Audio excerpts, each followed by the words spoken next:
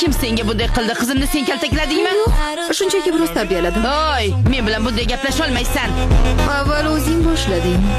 Sen kimsan o'zi, a? Bu ayolni zo'ravonlik uchun sudga bermoqchiman. Men ham.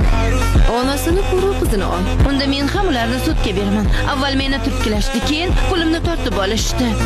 Voy, bolalar o'rtasida bunday hazillar bo'lib turadi. Lekin mana bu xonimchi oralarga kirib qizlarimizni urgan.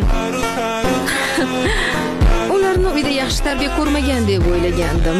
Lekin sizlarni ko'rib hammasiga tushundim, ha? Hali ko'ramiz. Sudyani oldida ham shunday katta gapira olarmikinsan? Xonim. Ha?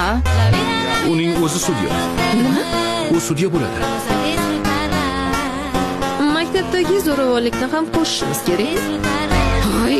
Voy qiz, sen hali uyga borgan, nima qilishni o'zim bilaman. Hammasi tugagan bo'lsa ketsam bo'ladimi?